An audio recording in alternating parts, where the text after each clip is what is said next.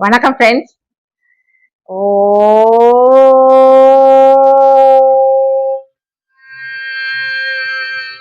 நம சிவாய. என் அப்பன் சிவபெருமான் 3 நிலைகளில் இருந்து நமக்கு அருள்வளிச்சுட்டு வராங்க. 3 நிலைகள்லாம் 3 இடங்களில் இருந்து, அதாவது ground floor, first floor, second floor, இப்படி 3 இடத்துல இருந்து நமக்கு ஒரே கோவில்ல அருள்வளிச்சுட்டு வராங்க. அப்படிப்பட்ட என் அப்பன் சிவபெருமான் இருக்கக்கூடிய அந்த புனிதமான ஸ்தலத்தை பத்தி தான் நாம இந்த பதிவுல நம்ம பார்க்க போறோம். ஞானசம்பந்த பெருமானுக்கு உமையம்மையே இறங்கி வந்து பால் கொடுத்தாள் இல்லையா? ஞான பால் கொடுத்து அவரை ஒரு ஞானியா மாத்தினார் இல்லையா? சிறு குழந்தையிலேயே அந்த மாதிரி ஒரு ஞானியாக வளரத்தக்க அளவு ஞானசம்பந்தருக்கு பால் கொடுத்து அருள்வளிச்சா இல்லையா? அந்த கோவிலை பத்தி தான் சொல்ல போறோம்.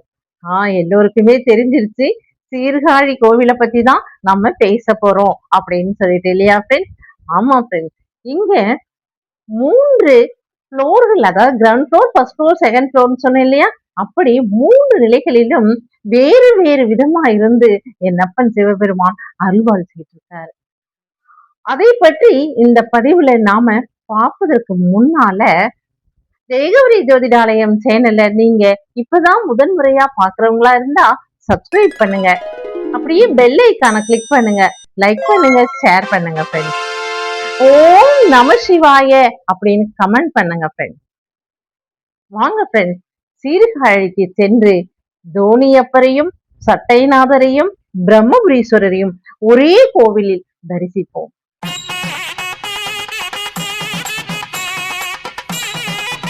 ஞானசம்பந்த பெருமான் சிறு குழந்தையா இருக்கும்போதே பசியால அழுததுனால அவருக்கு உமா மகேஸ்வரியே இறங்கி வந்து ஞான பால் கொடுத்து ஞானத்தை அருள் இருக்கா. அவ அப்பா வந்து கேட்டபோது, என்னது இது, பாலெல்லாம் வழிஞ்சிருக்கு வாயில அப்படின்னு கேட்டபோது, அந்த குழந்தை நேரா கோபுரத்துல இருந்த அம்பால தான் காமிச்சிருக்கா. உமையாம்பிகையே, அம்மா நீங்களே வந்து என் குழந்தைக்கு இது போல பால் கொடுத்திருக்கீங்களே அப்படின்னு சொல்லி ரொம்ப உணர்ச்சி வசப்பட்டு அந்த கோவில் அர்ச்சகர் அந்த இடத்துல ரொம்ப புல்லரிச்சு போயிருந்தாங்க. ஏன்னா ஒரு குழந்தைக்கு அம்பாலே நேரடி நமக்கு பிரசாதம் கையில கிடைச்சிருச்சுனாலே எவ்வளவு சந்தோஷப்படுறோம். அப்படி இருக்கும்போது அம்பாலே தன்னோட குழந்தைக்கு பால் கொடுத்திருக்கான்னா அவருக்கு எப்படி இருந்திருக்கும்? அப்படிப்பட்ட ஞானசம்பந்த பெருமான் வந்து முருகனுடைய ஒரு அம்சமாகவே பாவிக்கப்படுகிறாங்க. அதனாலதான் இந்த சீர்காழி ஸ்தலத்துல அம்மன் சந்நிதிக்கும் சுவாமி சந்நிதிக்கும் நடுவுல நம்ம ஞானசம்பந்த பெருமானுக்கு சந்நிதி அமைச்சிருக்காங்க. அதாவது சோமாஸ்கந்தர்ன்னு நம்ம கேள்விப்பட்டிருப்போம், நீங்க கோவில்களையும் தரிசனம் பண்ணிருப்பீங்க. சோமாஸ்கந்தர்னா அம்பாளுக்கும் சிவபெருமானுக்கும் நடுவுல அழகா குட்டியா இருக்கக்கூடிய முருகப்பெருமான் அமர்ந்து இருக்கக்கூடிய அந்த உருவங்களுக்கு தான், அந்த சிற்பங்களுக்கு தான், அந்த முருகப்பெருமானுக்கு தான் சோமாஸ்கந்தர் அப்படின்னு பெயர். அதாவது சோமன்னா சிவன், உமா இருவரையும் சேர்ந்துதான் சோமாஸ் கந்தன் முருகப்பெருமான் அப்படின்னு சொல்லியிருக்காங்க. அப்படிப்பட்ட சோமாஸ்கந்தரா, அதாவது முருகப்பெருமானின் ஒரு அம்சமாகவே பார்க்கப்பட்டவர் ஞானசம்பந்த பெருமான் அவர்கள். அவருக்கு இந்த இடத்துல தனி சன்னதியே இருக்கு. ஃப்ரெண்ட்ஸ், இந்த கோவில்ல முதல்ல சீர்காழியில் இருக்கக்கூடிய தோணியப்பர் கோவில்னு சொல்லலாம், சட்டைநாதர் கோயில்னு சொல்லலாம், பிரம்மபுரீஸ்வரர் கோவில்னு சொல்லலாம், ஞானசம்பந்த பெருமானுக்கு அருள் வழங்கிய அந்த திருத்தலம் அப்படின்னு சொல்லலாம். இப்படிப்பட்ட பெருமைகளை கொண்ட அந்த சீர்காழி சிவன் ஸ்தலம்தான் பெருமை பெற்ற ஸ்தலம். இங்க இருக்கக்கூடிய குளத்துக்கரையில தான் உமையாம்பிகை வந்து ஞானசம்பந்தருக்கு திருப்பால் கொடுத்து அமுதூட்டி இருக்காங்க. சீர்காழியில போன உடனேயே இந்த கோவிலுக்கு நம்ம பஸ் ஸ்டாண்ட்ல இருந்தும் பக்கத்துலதான் இருக்கு, ரயில்வே ஸ்டேஷன்ல இருந்தும் பக்கத்துலதான் இருக்கு. நம்ம நடந்தும் போகலாம், இல்ல ஆட்டோலையும் போய்க்கலாம் பாருங்க அப்படின்னு சொல்லிட்டு. இப்ப இந்த பிரம்மபுரீஸ்வரர் கீழே இருக்கக்கூடிய, அதாவது தரைத்தளத்தில் இருக்கக்கூடிய பிரம்மபுரீஸ்வரரும் உமாயாம்பிகையும் இந்த இடத்துல பிரம்மனால் வழிபட்டவங்க. பிரம்மனால் வழிபடப்பட்டதுனால தன்னுடைய சாப விமோசனத்துக்காக பிரம்மன் இங்க வந்து சிவபெருமானை வழிபட்டதுனால பிரம்மபுரீஸ்வரர் என்ற பெயருடன் இங்கே நமக்கு அருள்பாலிச்சிட்டு இருக்காரு. பிரம்மனுக்கு எப்படி அருள்பாலித்தாரோ அதை போலவே இங்க வரும் பக்தர்களுக்கும் அருள்பாலித்திருக்கார். அடுத்தது ஃபர்ஸ்ட் ஃப்ளோர். அந்த ஃபர்ஸ்ட் ஃப்ளோர்ல தான் நான் சொல்றேன், தோனி அப்பரும் உமா மகேஸ்வரியும் அமர்ந்திருக்காங்க. அது மிகவும் ஆச்சரியத்தக்க வகையில் இதுவரைக்கும் எனக்கு அப்படி ஒரு ஆச்சரியம் கிடைச்சது. ஏன்னா இதுவரைக்கும் நான் சீர்காழிக்கு போனதில்லை இல்லையா? முதல் முறையா போன போது அப்படி ஒரு ஆச்சரியம். எப்படின்னா சிவபெருமான் தோனி அப்பராகவும் உமா மகேஸ்வரியாகவும் 2 பேரும் போட்ல படகுல அழகா சுதை சிற்பமா அமர்ந்திருக்காங்க. அதை பார்த்த உடனேயே எனக்கு எப்படி சிவபெருமானே நேரில பார்த்த அந்த ஒரு உணர்வு ஏற்பட்டது. என் அப்பன் சிவபெருமான் பிரளய காலம் வந்துருச்சு. பிரளய காலம் வந்து உலகமே அழிஞ்சு போச்சு. எல்லா பக்கமும் தண்ணி. ஒரே நீர்னால எல்லாம் மூழ்கி போச்சு. ஒண்ணுமே பண்ண முடியல. அப்ப அவர் வேதங்களை எல்லாத்தையும் எடுத்து தன்னுடைய மாலைகளா போட்டுக்கிட்டாரு. யாரு? என் அப்பன் சிவபெருமான். அதற்கப்புறம் ஓம் என்ற பிரணவ மந்திரத்தையே போட் ஆக்கிட்டு அவரும் உமா பார்வதியும் வந்துட்டு இருக்காங்க. அப்ப உலகத்துல எந்த இடத்துலயுமே பூமியே தெரியவே இல்லை. எல்லாமே தான் பிரளய காலம்னா என்ன? மழை வந்து எல்லாமே அழிஞ்சிருக்கு. எல்லாம் தண்ணிக்குள்ள போயாச்சு. அப்படிங்கும் போது இவ அப்படியே வந்துட்டு இருக்கும்போது இந்த சீர்காழி சிவஸ்தலம் மட்டும் மேல இருந்திருக்கு. அதாவது பூமி தெரிஞ்சிருக்கு. அதனால தோணியப்பரா இங்க வந்து அந்த தோணியில வராரு இல்லையா? அதனால தோணியப்பர் அப்படின்னு பேர். சிவபெருமான் இந்த இடத்துக்கு உமா மகேஸ்வரியோட வராங்க. அப்படி வரும்போது உமா மகேஸ்வரிக்கே ஞானத்தை போதிக்கிறார். அதாவது பிரளய காலம் ஏன் வந்தது, அது எதனால வந்தது, எப்படி நாம வந்து திரும்பவும் சிருஷ்டிக்கணும், இதற்கான ஞானம் என்ன அப்படிங்கறத எல்லாமே இந்த இடத்துல உமா மகேஸ்வரிக்கு இங்க போதிக்கிறார் நம்ம சிவபெருமான்.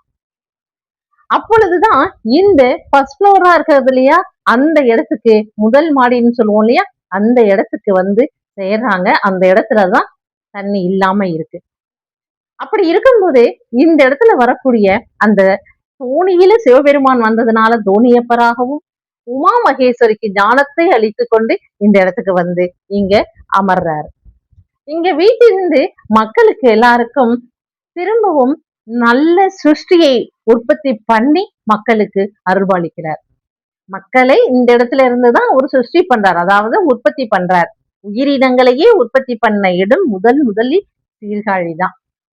பிரளய காலத்துக்கு அப்புறம் திரும்பவும் உயிரை, மக்களை எல்லாற்றையுமே இந்த இடத்தில் இருந்துதான் அவரு சிருஷ்டிக்க ஆரம்பிக்கிறார். தோணியப்பராகவும் உமா மகேஸ்வரியாகவும் சீர்காழியில அந்த இடத்துல பார்க்கும்போது படி ஏறிதான் போகணும். படி ஏறி சென்று நம்ம தரிசிக்கும் போது அப்படி ஒரு புத்துணர்வாகவும் ஆச்சரியமாகவும் இருந்தது எனக்கு. ஏன்னா சிற்பமா அவ்வளவு பெரிய, ஏன்னா லிங்க ஸ்வரூபமா தான் நிறைய இடங்கள்ல நம்ம பாக்குறோம், எல்லா இடங்களையுமே பாக்குறோம். இங்க சிவபெருமான் தோணியப்பரா அழகா அமர்ந்து, என் அப்பன சிவபெருமானை நான் நேர்ல பார்த்துட்டேன், எங்க அம்மாவை பார்த்துட்டேன் அப்படின்னு சொல்ற அளவு தோணியப்பர உமா மகேஸ்வரி அம்மையும் இருக்காங்க.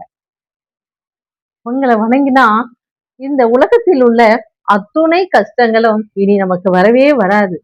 ஏன்னா அந்த ஒரு நிலைக்கு நம்ம போயிடுறோம். எல்லாமே என்னோட அப்பன் தான், தோணியப்பர் தான் எனக்கு எல்லாமே அப்படிங்கிற அந்த நிலைக்கு சென்றுடும்.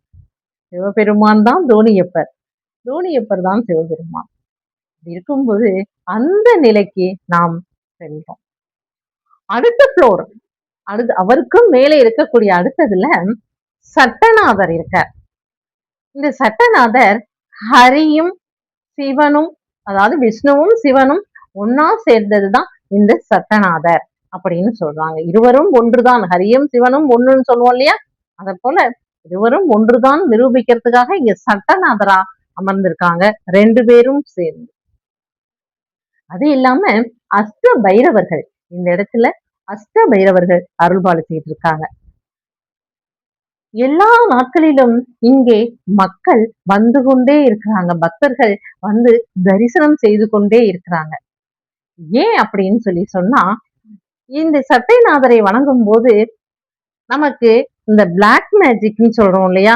அதனால ஏற்படக்கூடிய எந்த பாதிப்புகளா இருந்தாலும் சரி, அதாவது பில்லி, ஏவல், சூனியம், இன்னும் என்னென்னமோ சொல்றாங்க இல்லையா? அது எல்லாமே இந்த கோவிலுக்குள் கால் எடுத்து வைக்கும்போதே அத்துணையும் நம்மை விட்டு விலகிடும். அதற்கும் மேல தோணியப்பரையும், சட்டைநாதரையும், முதலில் பிரம்மபுரீஸ்வரரையும் வணங்கும்போது நம்மை விட்டு பஞ்சா பறந்துடும்னு சொல்றாங்க.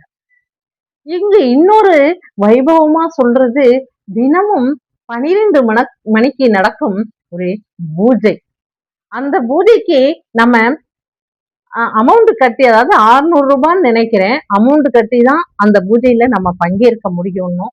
அந்த பூஜையில கலந்துக்கிறவங்க அவ்வளவு, அதாவது சிவபெருமானையே நேரில் சென்று பார்க்கக்கூடிய அத்துணை நல்ல விஷயங்களும் நடக்கும். அவருடைய ஆசி நமக்கு கிட்டும் அப்படின்னு சொல்றாங்க. சட்டைநாதரை இந்த 12 மணி பூஜையில் நம்ம கலந்துட்டு பார்க்கும்போது, சட்டத்தினால், அதாவது தேவையில்லாத பிரச்சனைகளினால் கோர்ட்டு, வம்பு, வழக்கு இப்படின்னு போறது எதுவுமே நமக்கு வராது. அதாவது கடன் தொல்லை இருக்காது, பிரச்சனைகள் வராது. இந்த கண் திருஷ்டியில இருந்து ஆரம்பிச்சு எல்லாமே இருக்கு இல்லையா? பில்லி, சூனியம், ஏவல், அது இதுன்னு கெட்டது அத்தனையும் இருக்கு இல்லையா? இந்த மாதிரி விஷயங்கள் எதுவுமே நம்மை அண்டவே அண்டாது. இந்த சீர்காழி திருத்தலத்துல நம்ம பாதம் படும்போதே அப்படின்னு சொல்றாங்க. நம்ம சீர்காழி திருத்தலத்துல நம்ம கால் படும்போதே அப்படின்னு சொன்னா, கோவிலுக்குள் சென்று பிரம்மபுரீஸ்வரரையும், உமையாம்பிகையையும், தோணியப்பரையும், உமா மகேஸ்வரியையும், சட்டைநாதரையும், அஷ்ட பைரவர்களையும் வணங்கும் போது நமக்கு இந்த ஜென்மத்தில் என்ன என்ன என்ன வேண்டுமோ அத்துணையும் கிடைக்கும். நமக்கு என்ன என்ன வேண்டாத விஷயங்கள், கெட்ட விஷயங்கள் நடக்குமோ அதை எல்லாத்தையும் தவிர்த்திருவார். தோணியப்பராக இருந்து உமா மகேஸ்வரி அம்மை ஞானம் அளிப்பவளாக இருந்து நம்மை காப்பாற்றுகிறாங்க. அதனால ஒரு முறை அவசியம் சீர்காழி சிவஸ்தலத்துக்கு சென்று வரணும். எல்லோரையும் அன்புடன் கேட்டுக்கிறேன். அந்த தோணியப்பரையும், உமா மகேஸ்வரியும் நீங்க பார்க்கணும் அப்படிங்கிறது எனக்கு ஒரு ஆசை. பார்த்தவர்களுக்கு வாழ்த்துக்கள். ரொம்ப சந்தோஷம். ஓகேவா ஃப்ரெண்ட்ஸ்? பாய்.